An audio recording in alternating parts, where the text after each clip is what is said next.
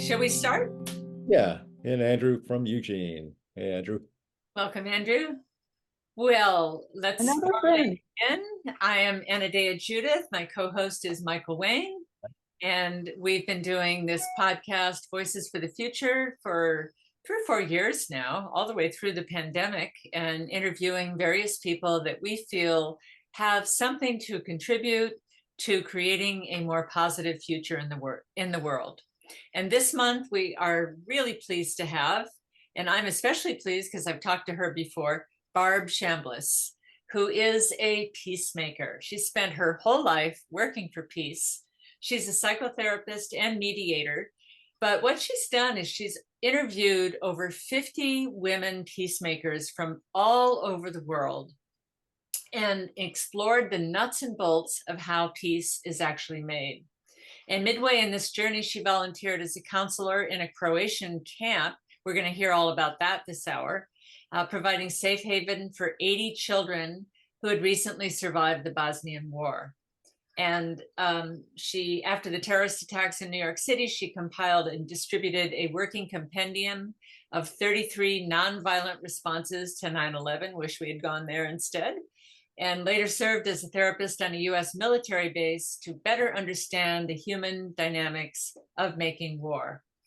She directed the Volunteer Center for Conflict Resolution in Aspen, Colorado, and has taught mediation to over 600 children and adults in rural Colorado schools while facilitating restorative justice circles in her community. Welcome, Barb. We're really pleased to have you. I am so grateful to be here. Thank you. So we always like to get the backstory of how you got into this work with peace, what made you go in that direction, how that formed for you. Well, as I hear you read the introduction to me, you would think that I was hell-bent to be a peacemaker from when I was tiny, but a lot of these things just sort of fell into place without me seeing the pattern. I began to really see the pattern when I graduated from college and or high school and college, and a lot of my guy friends were drafted. They went to Vietnam. They'd come home from boot camp and they could tell me exactly how to make war. And I kept going like, wait, can we do the same thing with peace? Mm-hmm. But then all the other things you mentioned were just things that fell in place. They gave me more pleasure or more success than any other things. I've had several other kinds of occupations. When I really had to get conscious about the whole thing is when I had an opportunity. My godparents left me some money and it gave me the gift of going to graduate school. And I decided, they said, what do you want to study? And what came out of my mouth was peacemaking. Mm-hmm. And they said, so you better figure out who you're going to use as your topic, your subjects. And so I thought, okay, I'll go look, what's the hole in the literature? For a PhD, you have to fill in the hole in a literature. So I looked it up and there was quite a bit of information about male peacemakers. I mean, we all still know their names. And I kept thinking like, who is their mother or who is their wife or where are the women? And there were some women peacemakers, but they were Nobel Peace Prize winners and they weren't easy to, Aung San Suu Kyi was in house arrest. Rigoberta Menchú Tum was in hiding because it was too dangerous for her to get it. So I went like, okay, I'm just going to interview ordinary women. And then if this launches into something you don't want. But the committee said to me, okay, who are you going to interview? What's your definition of peace here? So is it all right to just show how I develop that right now? Yeah, so why don't we go into your definition of peace, and then Michael will ask you some questions too. Yeah. Okay. Well, I knew I wanted to interview women all over the world. So I thought, well, I looked up definitions of peace, and they were wordy and they were wrong. One of them had to do with a rifle, the name of a rifle. And I thought, I'm going to be interviewing around the world, not necessarily always in English. So I decided to create a definition of peace with my hands. So it was visual. And so this, if you want to, you can look at it, and you can do it with me if you want. If you put your hands like this is my definition of peace, because the hands are equal. This is my definition of not peace, because there's a dominant and a subordinate element. It's that simple in many ways. Now I'm going to, after I interviewed these different women, I realized that there's even more fine-tunedness about this hand play that they do, and I'll show that to you a little later. But I also have borrowed some definitions from other people, let me just say. And one of them is that violence is unilateral action taken in a mutual situation without the other's awareness, knowledge, or informed consent. It's a bunch of words, but they really are poignant when you think about it. So violence is a unilateral action taken in a mutual situation without the other's awareness, knowledge, or informed consent. You could apply a dirty look to that.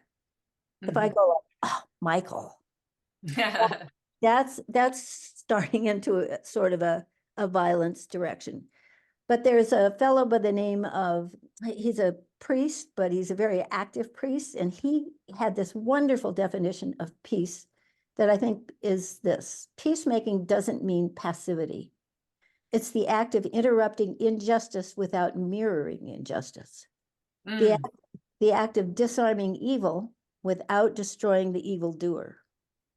The act of finding a third way that is neither fight nor flight, but careful, arduous pursuit of reconciliation and justice. I mean, that in some ways says it all.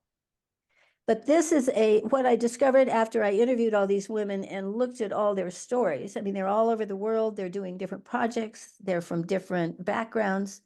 But I put all their stories up on around a room, and I asked, what's common about these women? What do they all happen to have in? None of them have ever met each other, but they have some things in common. And from that, I developed yet one more set of words that defines peace. This kind of peace begins with a situation that does not feel respectful, fair, or just. And that's usually one person gets that feeling. It is proactive because it's done very early, even often before the person knows that they're in a subordinated position. And it's a proactive, conscious act of peacemaking, of working alongside another. The point is to level the playing field of opportunities for the other, so that the oppressed can empower themselves into a place of equal choices and equal respect. So for instance, if I'm in a dominant position, and they're in a subordinate position, the women do not do this. They don't go, oh, and they don't do this either. This kind of peacemaking looks like this. So it's usually one-on-one. It's not big out there with, it's not stopping the war, that kind of thing. It's very proactive, and as such, it's one of the most important things we could do. And I guess that would be my other definition. So basically, if you do this, and both people end up, you may be a person with opportunities, and you're working alongside someone who is getting empowered for opportunities until this happens. And then you've got this again, if that makes sense. Lots of words. Yeah. Yeah. So Barb, Yeah, I think in a little while we'll relate talking about peace, your work, peacemaking in general, to real world relevant what's going on right now. We have two wars going on. They're just, very disturbing, and war in general is disturbing. Um, but I want to ask, you said the word conscious peacemaking, so I wonder how you came up with that term, and if what you were describing is conscious peacemaking. And also you say that conscious peacemaking is hidden, and what you mean by that.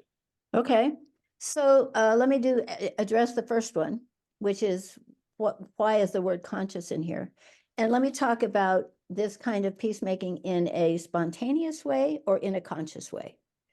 Take, for instance, a 5th grade kid, or let's say an 8th grade kid who's really, really popular at school, a big jock. He goes into the lunchroom, he takes his tray out, and he sits with all his buddies at the table. But one day he's late, and he's stayed with a teacher, and he comes out and he looks and the table's full. So he looks, he says, I better find someplace else because I want to get out there and play basketball. So he goes over to that table, and there's one kid there, and he sits down and they start talking together, have a good time. And he gets up to carry his tray into the washroom, and the kid says, you know what? Thank you so much for sitting here. Nobody has sat here all year.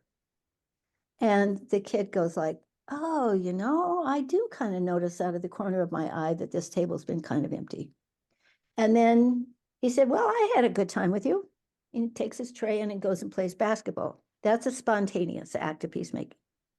The conscious part would happen the next day when this kid walks out of the cafeteria. Where does he sit? So spontaneous ones are happening all the time.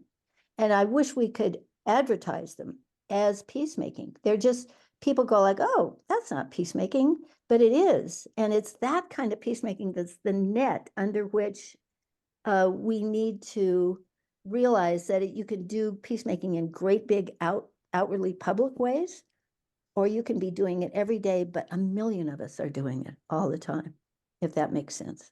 Mm-hmm. It sounds like you're saying it's having a conscious choice about it. So he consciously chooses to sit with that same kid the next day because he knows he's making a positive influence and lifting someone up. Yep. Well, I'm saying that the spontaneous one isn't bad, but the conscious one is what'll change things. Yeah. Mm-hmm. Both Yeah. for the person you're helping and for yourself. I mean, there's a very reciprocal thing when you're looking at this kind of, yeah. Yeah. And then why do you call it hidden?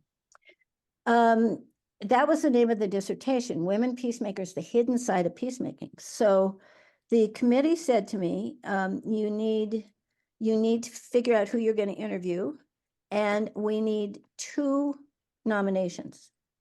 We need someone else to nominate the woman. We need the woman to nominate herself. I thought it was a piece of cake, but it was the hardest cotton picking thing I've ever had to do. So somebody would, like the first interview I ever did, 5 Irish brothers were performing at a local theater. And I went backstage afterwards and I said, hi, my name is Barbe Chambliss and I'm writing a dissertation on women peacemakers. Do you know any women in Ireland? And they said, oh, we don't know anything about that. But our sister Fionnuala is a disc jockey in Dublin. Here's her phone number.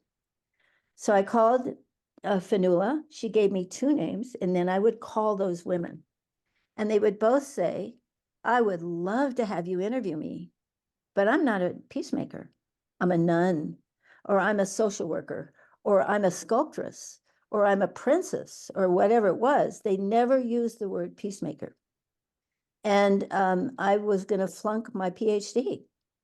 So my high school age son said to me, Mom, look, just ask them their definition of peace, and then ask them if the work they're doing fits that definition.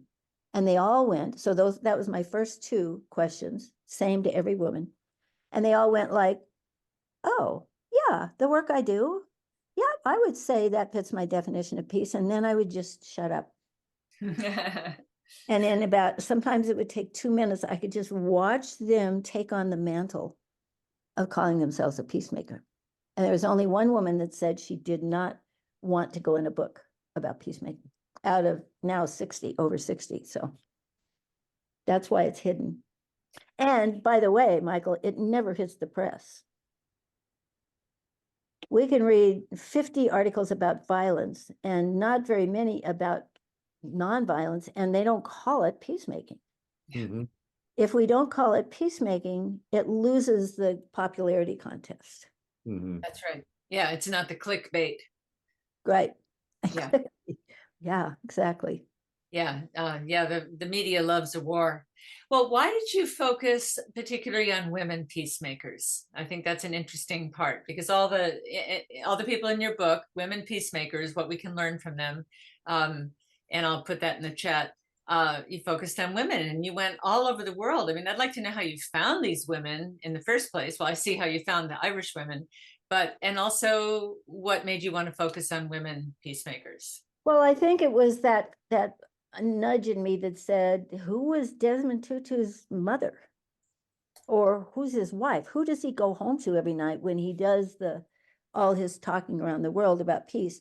Who does Joe Biden go home to right now, for instance? So I think that headed me toward women.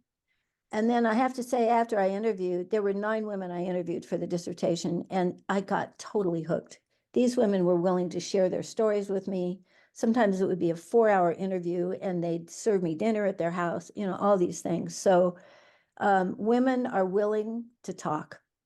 And it doesn't mean men aren't. It just means I wanted the hidden stories to come out.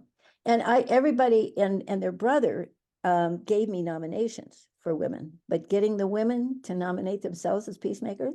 And even when I came home, the local newspaper wrote an article about me, and in the headline it said, "Local peacemaker shares her stories." And I went like, I'm not a peacemaker. And then I went, what are you thinking? You've got to lead the way here. So, yeah. Mhm. Yeah, so first a comment and then a question, talking about peace, and when you were saying, oh, we see so much about war, but so little about peace and media. And it Mhm. reminded me that Marianne Williamson for years has advocated for a cabinet level Department of Peace. Yes. And seems like such a brilliant idea, but like a no-brainer, and yet that's just not the reality.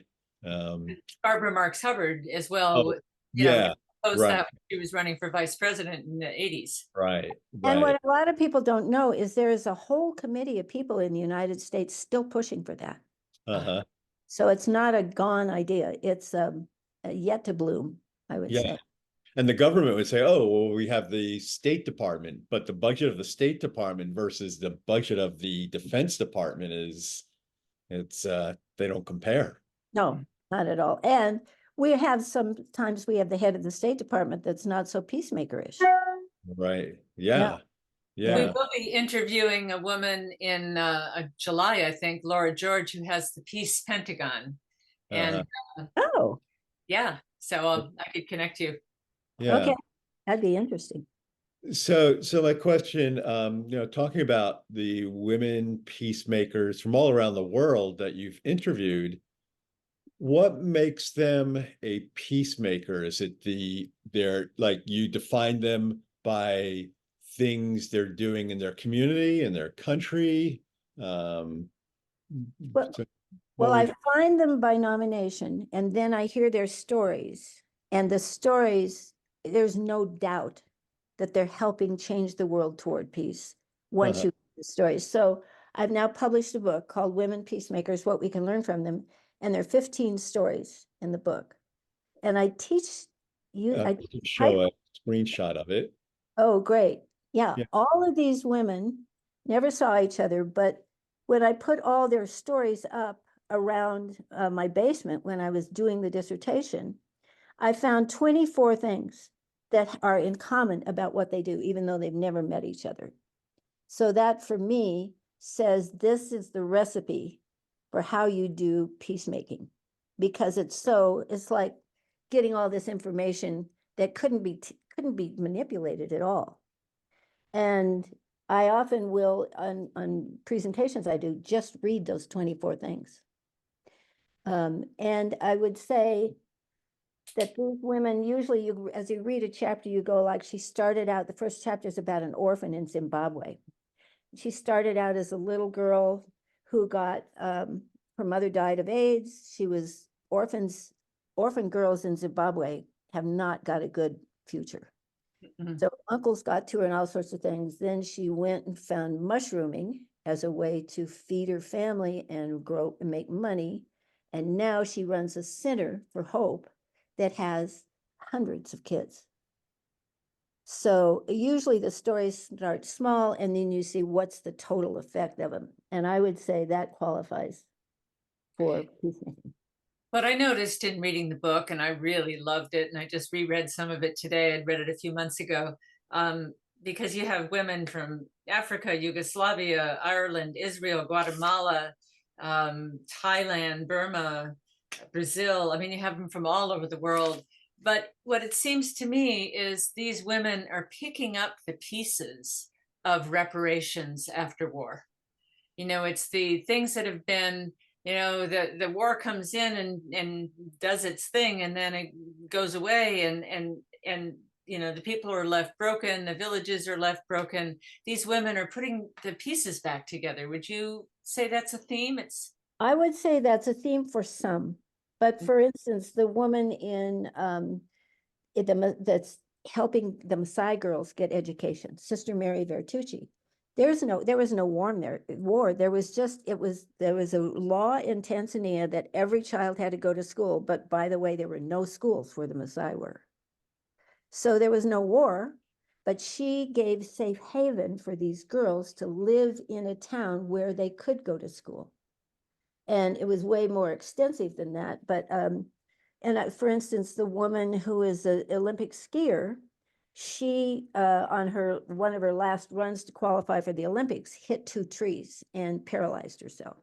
No war whatsoever, but the way she began to pull herself back into value in the world was to teach disabled people that they could do anything. Mm. Again, so no war there. So yes, sometimes war. But the cool thing about this population of women, they are working before people even realize how subjugated they are. Mhm. A woman, for instance, in Rio de Janeiro works with the favela kids and the street kids. And she said, and they are the ones that drug dealers, do all their deals, and they're not even safe at home, but she works with them. And she said one of her first jobs was to even teach these kids that they existed. And I went like, whoa, how did I know I existed? So she would take a kid out in the street and they'd look up at the night sky and they'd put their hand up and they go like, I am someone. So it's definitely a dominant subordinate situation, but it hasn't always involved war. Mhm. Yeah. So well, that's that, back to a quote from your book: a peacemaker is anyone who narrows the gap between dominance and subordination, establishing a relationship of mutual respect. Right. Yep. That is nice and concise from your book. Yeah. Michael. Yeah, so I want to switch gears just for a second because I'm very curious. You spent some time, I don't know how long, you'll tell us, but you worked as a therapist at some point and on a U.S. military base. So what did you learn from that experience? Well, I went in with some grand intentions about what I wanted to. I wanted to learn how you take a citizen and turn them into a soldier. But the truth is, they didn't let me get anywhere near that, the answer to that question. Actually, I worked at Fort Hood for a while, and that was right after somebody had gone into the cafeteria and killed people in the cafeteria quite a while ago. So, and also I was a licensed professional counselor, not a social worker. And they only let the social workers deal with the PTSD. So I got families, I got husbands and wives, and I learned things like, it's a really cool deal if you're a Black kid from a terrible neighborhood and you're in love with somebody and you get married and you go into the military, you get brotherhood that's safe out there. She gets a home, a washing machine, a place to raise her kid. I mean, there is a gift given to people that is very enticing about going into the military. You get a house, you get a VA loan, things like that. That's sort of where I I expected like grandly to say, oh, this is how they make you otherize people. So you're willing to kill them. Mhm. And they do that. But Frank, in all honesty, I didn't actually see that happen. Mhm. Uh-huh. Yeah. Yeah. But it takes advantage of the disadvantaged and Totally. gives them an enticing carrot, and they don't realize that they have to maybe sell some of their soul for it. Yeah. And it's definitely this. Yeah. Yeah. Right. Yeah. Yeah. Yeah. Well, I was also interested because I'm also an acupuncturist, and the VA does authorize veterans to come for acupuncture. So I've had a number of veterans see me, and the great majority, I would use the term broken. They've just been broken. I mean, they're physically broken, and some of them were mentally broken. And I just wonder, just is that just, do they get chewed up and spit out, or just how that goes? How they end up being broken. Well, let me just say Yeah. about being fixed. They just, the VA now, it was one of the first places where they condoned therapists using EMDR. Mhm. Uh-huh. And it's fairly effective. As a trauma therapist, I've used it pretty much, but they were ages. I mean, they didn't do that for the Vietnam vets for years. Mhm. And I think what happens is these fellows, the ones I know and the ones I've read about, they get caught between a piece of their soul that knows what they're doing is not right, Uh-huh. and the sergeant in front of them and society and the people at home saying thank you for your work are saying something else to them. And there's so many disenfranchising aspects to that whole thing. Mhm. So I would say coming back to themselves, whether it's through acupuncture or therapy or their will. I mean, it's really hard to come back when you've been indoctrinated in such okayness to otherize people. Uh-huh. So anything we can do, I think, and most of all, if we cannot pass this on to our children. Yeah. Yeah. And on top, adding to that, the only time I've ever had an acupuncture patient that I had fear for myself was a former military sniper, and it was more the look in his eyes was just Frightening. scary. Yeah. And Yeah. One of our but listeners And you mentioned know also, that guy was not born with that look in his eye. yeah, yes, that's yeah. right. Yeah. Yeah. One Um, of our listeners also mentions EFT, which emotional field therapy, which is also very effective for bringing down the charge of trauma. And it's, And it's also proactive. I yeah. teach that to high school kids. I Mhm. mean, because they're anxious, and you can teach it at the anxious level of high school, much less when you get triggered. You can do is this what you're talking about? Yeah. Yeah. Yeah. Okay. Yeah. yeah. But the military, just one other thing on that, the military, in terms of helping to rehab vets, has come a long way I in turn, agree. because they disputed there was effects from Agent Orange. They disputed PTSD as something real. But they've realized, in fact, like authorizing acupuncture was their realization that the indiscriminate prescribing of opioids could no longer be done. And that's when they started looking for other approaches. And now they are doing therapy for PTSD, and I agree, and I give him credit for it. And I think the problem now isn't so much that it's not available to vets, it's that there is still that training that you be brave. You don't need help.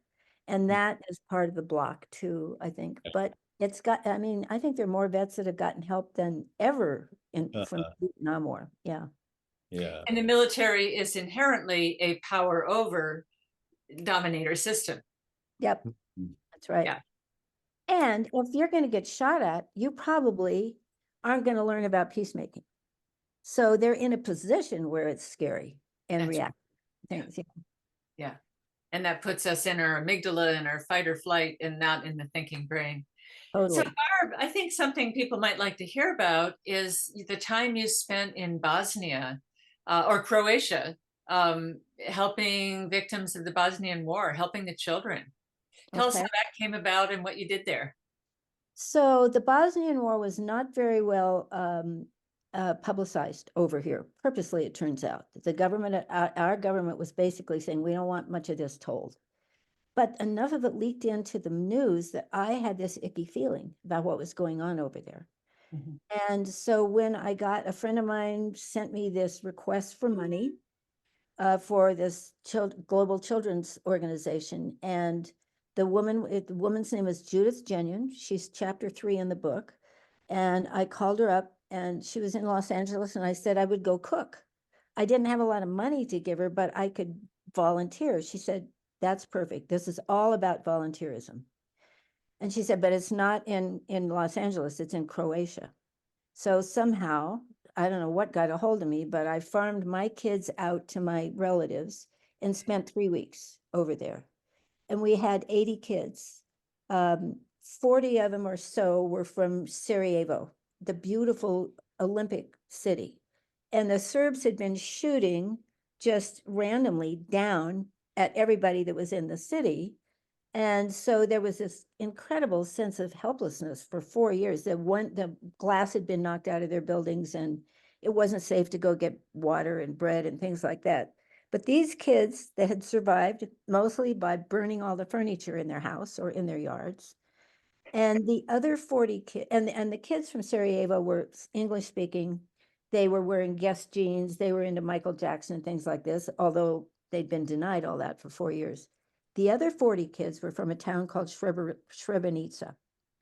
After the peace was brokered, one of Milosevic's main military guys walked right past the UN peace soldiers into a village called Srebrenica, and they took out every male that was 14 years old or older and either killed them there in front of their families or took them to a mass grave that they're now uncovering and doing DNA. They can now find out where their dad went at this point. Those kids were more rural. They didn't speak very much English. And so we had a camp that put several of those kids together. And in the beginning, the Sarajevo kids wouldn't hold hands with the Srebrenica kids. And we went like, oh no, this is about all of us climbing up this ladder together. But I was in charge of 10-year-old boys. And what these kids came to the camp, I mean, first of all, that they came to the camp was a miracle. Judith had to convince their mothers to let them now go across there was a boundary at in Bosnia, Sarajevo, all the different places you had to cross a line and you could get killed at any of these. So the fact that she got 80 mothers to let these kids go was a miracle. And the kids came and they had trichotillomania, they twisted their hair, they wet their beds, they were so traumatized. But over the course, we swam in the Adriatic twice a day. The swimming was like magic for these kids. We brought special things for them. We brought sport things to play. We brought them bathing suits, but none of my kids would wear the bathing suits. It was the nicest piece of clothing they had. So they'd get in their underwear and go out in the ocean and we'd work on swimming. And then we played games and the kids had been in underground for so long that they had good motor skills for little things, but they couldn't play big motor skill things. So they became volleyball players and they became soccer players. And every night we had a dance. And the dances were pretty inhibited at first, but by the end of the first week, those kids were breakdancing. Serbs were dancing with Croats. I mean, it was amazing, pretty amazing. And by the end of 2 weeks, the kids knew that the camp was going to be over and they started their habits again as they sort of left. But the kids begged us to please come home with them. And I had a ticket for 2 weeks. Well, I upped it for another week. And the reason they wanted us to come home with us, they said, we want to show you what war does to our communities. Wow. So, and they said, and then we want you to tell people about this, because if anybody really knew what was going on, how come the war went on for 4 years? Which is so true. So we went and saw one of the most memorable things is the kids in Sarajevo took me to their library, their national library. And they said the Serbs would lob grenades into it. And then they would put incendiary bombs on top. So it burned every piece of art, every history book, everything that was in there. And they just felt the actual cruelty of the whole thing was so hard. And Judith, by the way, made us promise two things. She said, never tell one of these kids anything that you will not follow through with, because this was a war of betrayal. And the second thing she has said is, don't take these kids home with you. You're all going to want to do that, because their ability to go to colleges and stuff like that is wrecked. And I'm glad she said it. I had two twins working with me that I would have brought home in a heartbeat. The Srebrenica kids wanted us, they were in a refugee center in Tuzla. And these kids that were so active, in the 2 weeks, we'd go and watch them in the schoolyards where they were housing them in schools. And these like 10-year-old boys basically had absolutely nothing to do all day. Their mothers were often in coalitions that were beginning to weave rugs. I brought home a rug and things like that. But the infrastructure there, the bridges were blown up. Yeah, Yugoslavia was very steep mountains. You blow up one bridge and you've got transportation problems for years. And so I felt guilty getting on the airplane to come home. But I came home and I gave maybe 50 talks about what was going on here. I wrote the president a letter that said, do not pull out the UN soldiers too fast. I just advertise, and funny things happened to me. Like, I didn't want to go fishing with a lure anymore. I didn't want a dead fish flopping in my creel. I started cleaning out my house and I didn't even know why. When the first 3 days I was home, all I wanted to do was hug my kids. So I now, when we have the war in Ukraine, I don't know exactly what's happening, but I know sort of what they've been subjected to. And I've been a trauma therapist for 40 years. So as we say, could we not do this to the kids again? Right. And the frontispiece of Judith's chapter is really wonderful. This is what it says.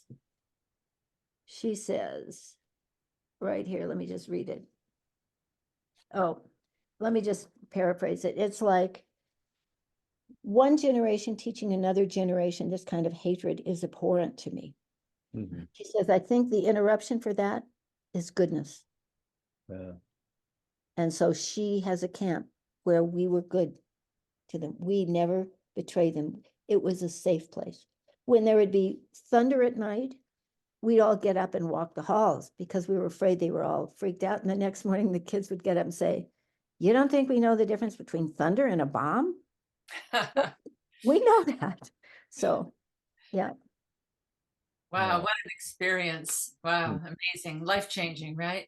Well, I came home and I wasn't going to be an academician about this anymore. I committed to wake up as many conscious peacemakers and people as I can.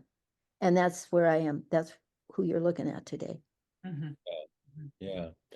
So Barb, you write that, you wrote that with the Ukraine war dragging on toward its third year and the situation in the Middle East threatening to grow into a wider conflict, the idea of peace seems ever elusive, but peace goes deeper than the absence of conflict. It reaches deep into the heart of healing itself.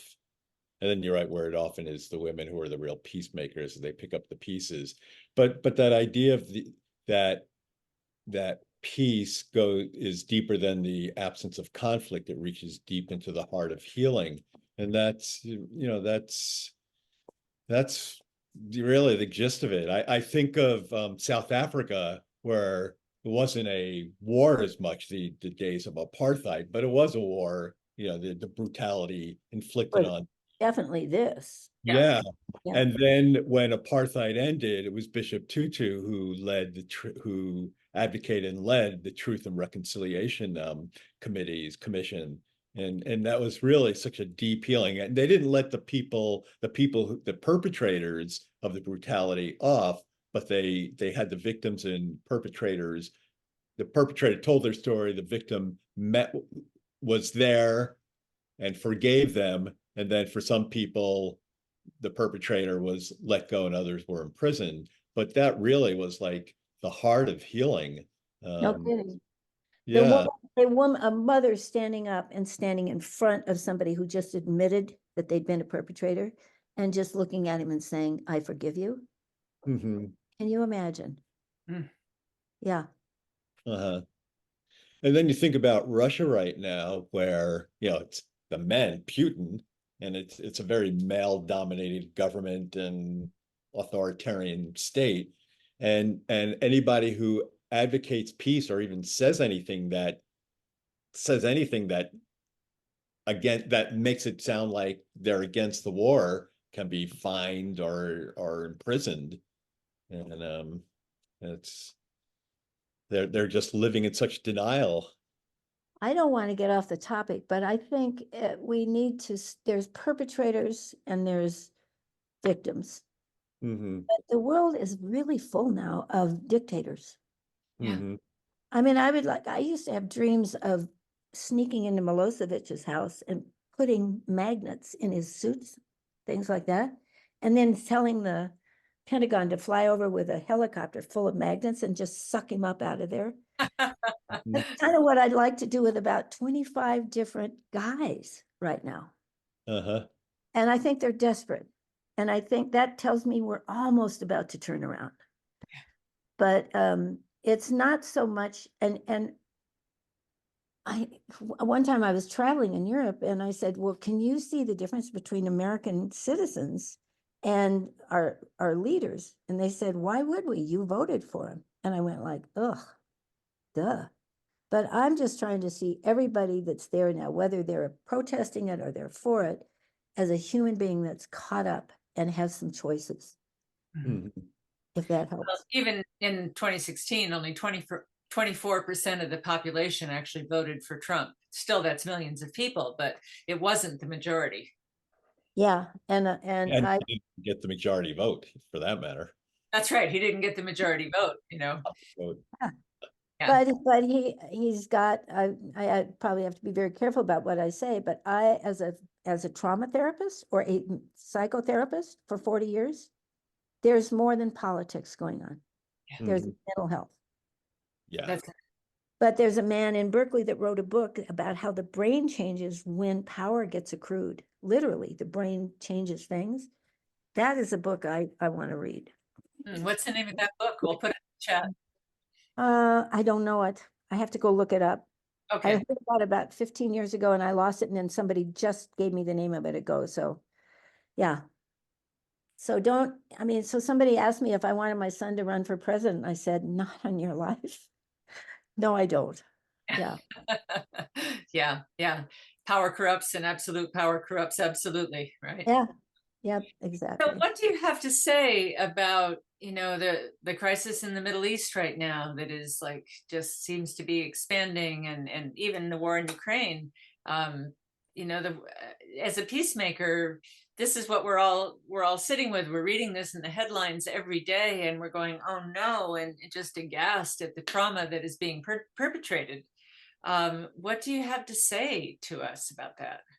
Well, I would say, make sure you know who is about sort of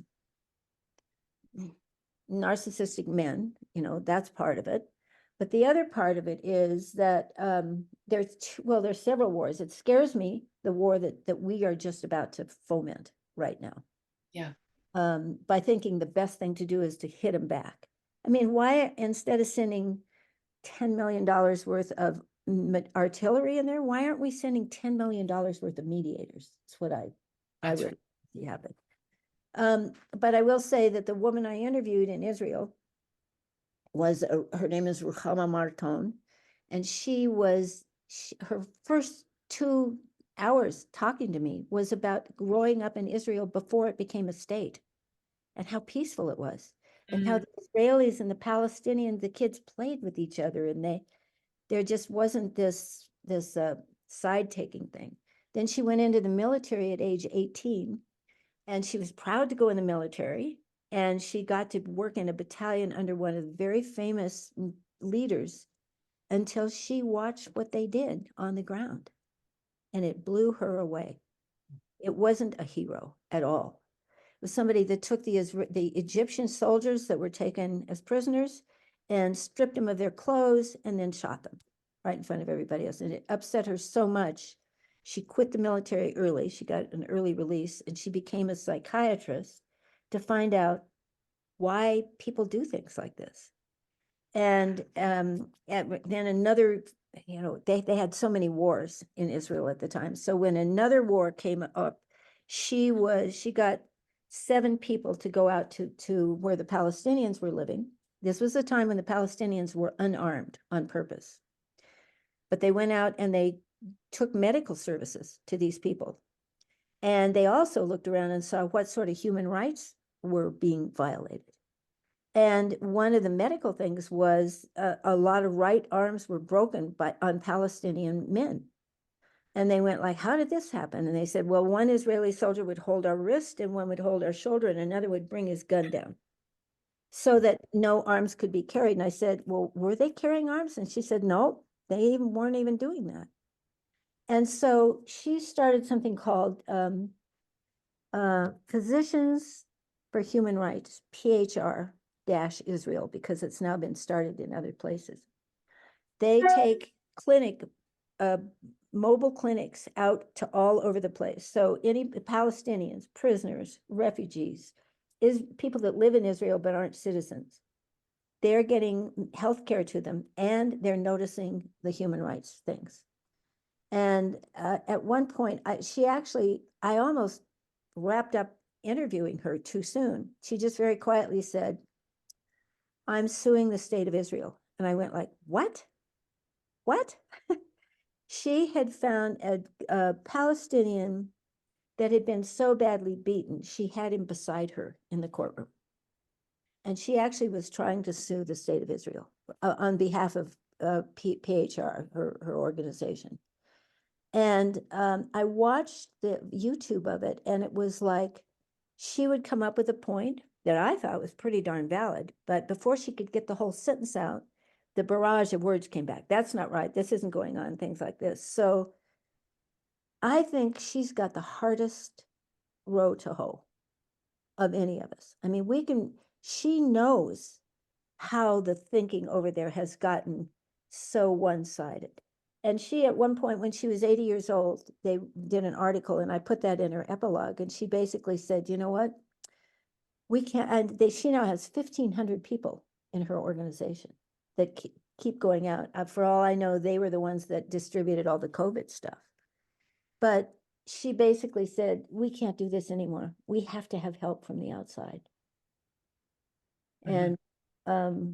And when this whole, when the bombing happened, the Hamas thing, I didn't know if my email was current for her, but I wrote her and I wrote the 2 people that nominated to me. And I just said, my hope is that you and your family are safe. And she wrote back and she said, thank you, this helps. Mm-hmm. So, I mean, if I just read the news about the bad stuff, I get to feeling like things are unfixable. So I don't. I read them, I cry, and then I start reading stuff about these women. There are so many acts of peacemaking going on now at the individual level and at the broad level. I know things are turning around. I just feel it. And that's what I have to go to sleep with at night. Mm-hmm. And it's not that I'm ignoring the rest. It's that I'm intending, I'm believing, I'm reading about that hundreds of people, men, women, children, everywhere, indigenous and New Yorkers. There's a lot of turnaround stuff happening. I mean, even up at Standing Rock, I can tell you that even though Standing Rock got crushed in many ways, they won and then they got crushed.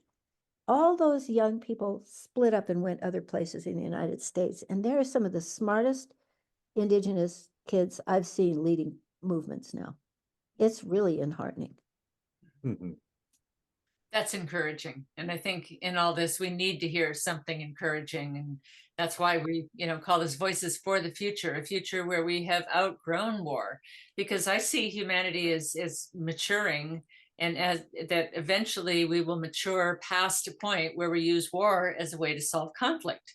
And as we get better tools of mediation and conflict resolution and restorative justice and communication and shared values, we have more tools that are much more mature than the 3-year-old that wants to hit his friend at school for taking the truck. Yeah. We can mature past that. Well, that's actually, Anadea, why I'm teaching now. I mean, if I had a meeting with Jack Canfield. I wrote this book. I did a chapter about what the women said to other people that wanted to be peacemakers. I looked at their recipe for how they do it. And then I put a chapter in that said, please do an act of peacemaking and write it up. And I'll put it in my next book. I didn't get very many answers. So I went to Jack Canfield and I said, how did you get 100 books out of the chicken soup book? He said, Barb, you can't, they're not going to come to you. You have to go after them. And so I thought, okay, at my age, how many after them's energy do I have left? And I thought, I'm going to teach this to high school kids. I mean, even when I was a mediator, I could do a really successful mediation and the people would walk out and they'd go like, this is great. And I'd think, it was great, but they have no idea how it happened. So that's why I teach 4th and 5th grade kids to be mediators. And that's why I teach high school kids. They get a certificate from the National Peace Academy for taking the course that's on this book. Yeah, that's great. What would you say, Barb, are some of the common denominators you learned from all the interviews you did with women peacemakers? I would say they don't give up. Mhm. They, I mean, I'm sure I didn't interview the ones that gave up. I couldn't find them, but these women make commitments. This is the kind of thing that is like, it's so different than, we're in Martin Luther King's wake right now, and it's very different than protesting. This is a decision that's made when there's just a couple of people involved. And one of the recipe things is every day you wake up and you go like, is this really what I want to be doing? And you recommit to it. And I say use patience and perseverance simultaneously. I mean, the 24 bulleted items in the last chapter, next to last chapter of the book, are exactly the through line that I see among these women. They're very different in some ways, different ages, different places where they work, different stages of peacemaking, but they're very, some of them even are doing their thing, and they're going to die before the thing is done. So they're finding successors for themselves. That's how long. It might be 35, 40 years. Not always, but the cool thing about this kind of peacemaking is it can be done anytime by anyone in any moment. And so I would say people who are calm enough within themselves to, and they're awake enough to see an opportunity of unfairness or injustice, and they just walk into the arena. They ask if their work is needed. That's a really important second step for this. And then they just like do it. It's on the job training. They have to find their own funding for most of this stuff. They get discouraged. I interviewed one woman that was so discouraged that we decided not to put her story in the book. I'm sure she's picked herself up now. But I would say it's so much more this is another through line. It's collaborative. It's not competitive. So that's just, I mean, these women are phenomenal, I have to say. They're really inspiring, all the stories. And, one that I remember was Samboon from Thailand that worked in the fabric factory and, was dying of lung cancer and, because of the chemicals, but stayed on to fight. I mean, really inspiring. Yeah. Yeah. So you can get Barb's book at her website, barbechamblissauthor.com. Michael just put that in the chat. And we're coming near the end of the hour where we open up questions to the people who have been listening. So you can write your questions in the Q&A box, or you can write them in the chat. And a couple things did come up in the chat already, if I can read those. Grace asks, what do you recommend if someone is otherizing you? Mm. Because that otherizing is what makes somebody an enemy, a different, I can, dominate them, I can abuse them. So let me bring up a quote that I'd like to say that I think will answer this. And the quote is, every time you have an opportunity, you have a choice. Mm-hmm. So the door to peace starts with curiosity and with respect. And the door to violence begins with humiliation and judgment. Mm-hmm. So the thing I wouldn't do is go like, that's stupid, don't say that to me. Mhm. I would say something like, it's interesting you say that. Why do you say that? Mhm. And that kind of puts you got to be in a place where you can handle that. Mhm. But you don't have to believe it. You just have to, be respectful enough to say, well, they're saying that for some reason. I'll let them talk. But then the trick is, will they listen to you back? And that's a clever skill that you need to do. You say, well, can I tell you how I think about this? And often people will say yes if you invite it, especially if you haven't beat them up with your words in the process to getting there. So that's what I would say. I would say, tell me more about that. I don't believe that, but I'm really interested in why you do. Mhm. Yeah. Any other questions coming up? Um, just looking at what That was Grace. a great answer.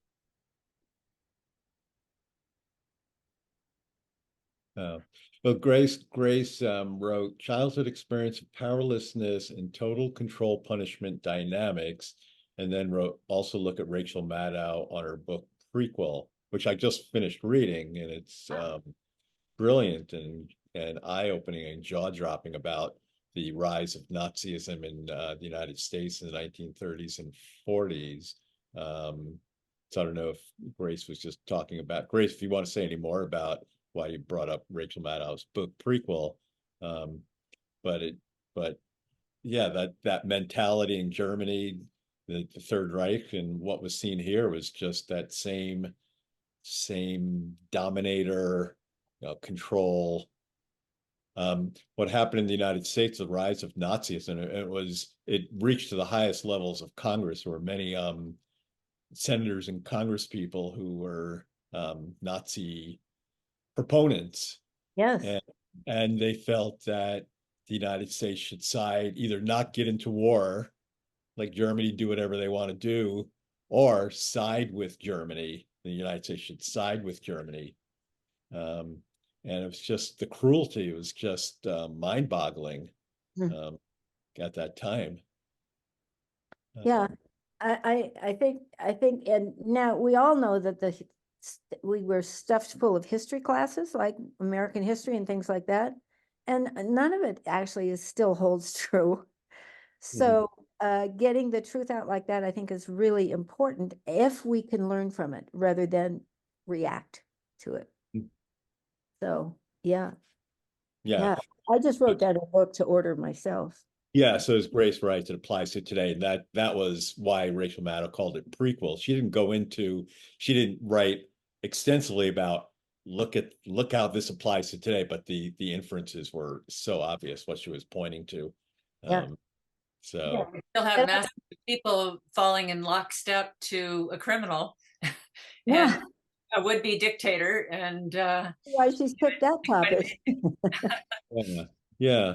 And I'll tell you also, there's plenty of countries around the world that had exactly the same thing happen. The woman in my book from Burma, which is now Myanmar, same thing. I mean, yeah. Yeah. It's unfortunately an age-old story. and so much of it deals with human psychology and trauma. I mean, that goes to the root of it, that the brain is so cross-wired, and the amygdala and just that limbic system takes over the rational brain. Yeah. Let me just say one more thing. One of the twins that worked with me in Sarajevo came to me and he said, Barb, I think the women are going to be the peacemakers. And I said, why? He said, because they carry a baby for 9 months. Mhm. And that actually is the first, an example of one of the first acts of peacemaking that someone does. Mhm. I mean, it's growing inside of you. Your job is to take care of it so that it can end up being like this. And so maybe women get a head start with some of this. Mm-hmm. It's a thought. I didn't mean to interrupt, but yeah. What would you say to women today as we kind of wrap up this interview? What would you say, or women and men, I mean, that we can do in our everyday lives to help promote peace and to do peacemaking? Well, let me just say that I am now collecting stories about men peacemakers, child peacemakers, prisoner peacemakers, refugee peacemakers, because I don't want it just to be about women. I needed that for the dissertation requirement, but it's really exciting to read about some of the men peacemakers. And some of them are like returned Vietnam vets, things like that. So I would say just from what I just mentioned, which is you've got a choice every single day. And what you do stepping out from that choice is going to determine a lot. And so step in the direction of peace, curiosity, and respect. For instance, the woman in Israel, she gave me this really wonderful thing. She said, when peace is made, it's a synonym for respect. When people respect each other, they're willing to share power. Mhm. So that's how you get from showing respect to the opposite of Nazism, Mhm.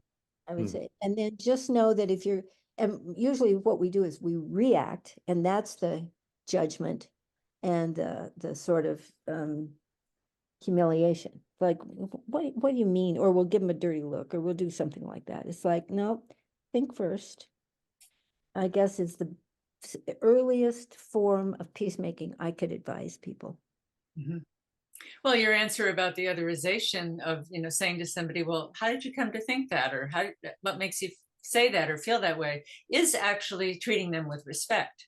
Yeah, it is. So they're treating you without respect, you're treating them with respect. And it's a way to begin to change that balance into more of this. Yeah, Uh, yeah. yeah, most people just want to be heard and they feel they're not heard. So just that act of hearing them, seeing them and hearing them, they feel respect. You're right. I mean, it's almost magical how often that's true. Mm-hmm. Yeah. So I keep thinking of Gandhi's famous quote, "Be the change you want to see in the world." Um, I don't know if that's something you've thought about, Barb, or that came up in your interviews with peacemakers. But there's definitely a relationship between inner peace and outer peace. Uh, Mhm. yeah, and And I will say that having interviewed 60 plus women right now, they have rubbed off on me. I um I don't know if I'm so peaceful. I mean, there are a lot of things I still need to forgive myself about, but and when I'm out in the world, I find myself proactively like complimenting the woman that was behind the grocery counter all during COVID and mhm, saying, I just noticed that you did that, and I appreciate it. uh-huh, It's a quick, spontaneous thing, but I'm doing it a lot of it. And I think this kind of peacemaking is about a few individuals making a difference that goes like this, but there's millions of us that could be doing this. mhm. So, and I think there's so many examples of how everything has gone wrong. I think we've got a lot of examples of why to think first. Mhm. That's what I would say. Mhm. That's a beautiful note to wrap up on, I think. Yeah. Our voices for the future, that we can all be peacemakers, and just to treat the person in the grocery store as if you see them as a person, not just somebody that's packing groceries all day long. And, you know, the person who waits on your table or the person on the street, you know, we just start to treat each other with respect as an act every one of us can take. Yeah. Yeah, it's like the famous saying, there but for fortune go I. That's right. That's You right. did put it, yeah, exactly. So Yeah. thank you, Barbe Chambliss. Once again, her work is Women Peacemakers, What We Can Learn from Them. Her website is barbechamblissauthor.com, and that's BARBECHAMBLISS author.com, and you can learn more. And the stories are just wonderful. I really enjoyed rereading some of them. And she tells about what their, you know, what their advice is, each one of them, and their favorite quotes and how they define peace. And it's really, really inspiring. And really thank you for Yeah. coming on the show with us. Well, And thank you next for month we giving will me a have, voice. pardon? Thank you for giving me a voice about it. It's Oh, really, we need to hear this. We need more voices for peace. We need the Department of Peace to be bigger than the Department of War and Defense. So thank you for being on. Next month on March 5th, we will be interviewing Steve Farrell of Humanities Team. And we'll send out information about that. And we will send out the recording in a few days of this interview with Barb, so you can send it to your friends. And thank you for coming on our podcast. Yeah. yeah, I agree. Thank you. Or like this, we can do it like this. Yes. Yeah. All right. Peace Yeah. to all. Bye-bye. Peace. Bye.